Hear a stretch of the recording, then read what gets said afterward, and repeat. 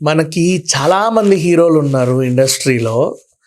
ఒకానొక స్టేజ్‌లో వాళ్ళు వరుస ఫ్లాప్‌లతో ఇబ్బంది పడుతుంటే, ఆ హీరోలందరికీ కూడా దేవుడు లాగా ఒక దర్శకుడొచ్చాడు.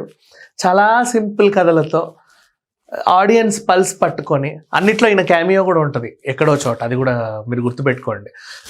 చాలా సింపుల్‌గా, హాయిగా, ఆహ్లాదంగా అలా అలా అలా అలా అలా వెళ్ళిపోతూ నవ్వుకుంటా సినిమా ఎండ్ అయిపోతది.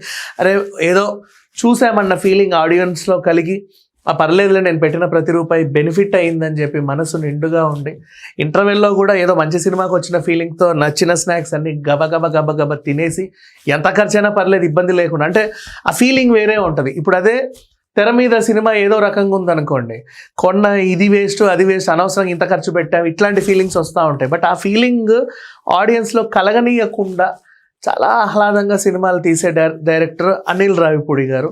ఒకప్పుడు ఈవీవి సత్యనారాయణ గారు, ఎస్వి కృష్ణారెడ్డి గారు, అప్పట్లో జంధ్యాల గారు, ఇంకా బోల్డ్ అంతమంది, రీసెంట్గా భీమినేని శ్రీనివాసరావు గారు సుడిగాడు సినిమా, అండ్ ఇంద్రగంటి మోహనకృష్ణ గారి సినిమాల కామెడీ కూడా చాలా బాగుంటుంది. అండ్ అలాగే గన్నం గంగరాజు గారు, చంద్రశేఖర్ ఏలేటి గారు, అలా చెప్పుకుంటూ పోతే బోల్డ్ అంతమంది ఉన్నారు.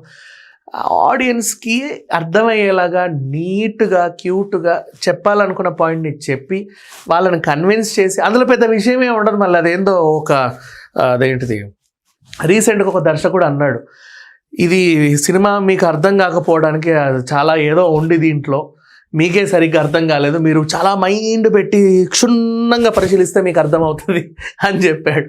అలా చెప్పిన వాళ్ళు కూడా చాలామంది ఉన్నారు, అలా సినిమాలు తీసిన వాళ్ళు కూడా చాలా ఉన్నారు. అంత క్రిటికల్గా ఆడియన్స్ని ఇబ్బంది పెట్టాల్సిన అవసరం లేదు యాక్చువల్గా చెప్పాలి అంటే. సో చాలా సింపుల్ కథలతో సినిమా తీయాలంటే ఈయనకే చెల్లింది.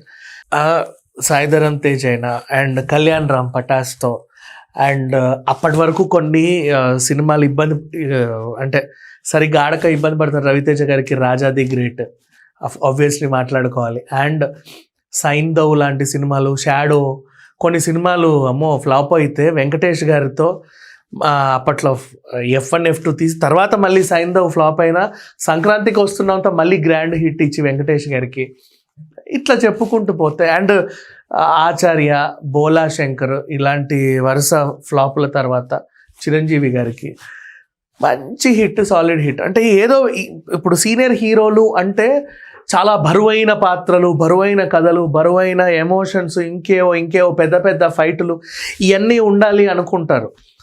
అవన్నీ కూడా ఉంటాయి దీంట్లో. మళ్ళీ ఎమోషన్లు ఉంటాయి, ఫైట్. ఇప్పుడు Manashankar Varaprasad climax action episode అయితే చాలా పెద్ద హైలైట్, అట్లా ఉంటుందని మనం అనుకుంటామా? కామెడీ చాలా సింపుల్గా వెళ్ళిపోతూ ఉంటుంది ఈస్తో.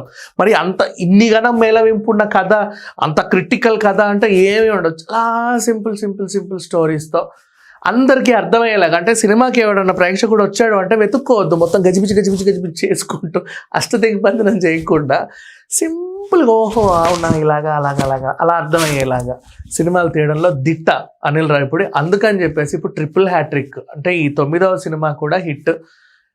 హ్యాట్రిక్ దర్శకులను చూసాం, డబుల్ హ్యాట్రిక్ దర్శకులను చూసాం, ట్రిపుల్ హ్యాట్రిక్ కెరీర్లో ఒక్క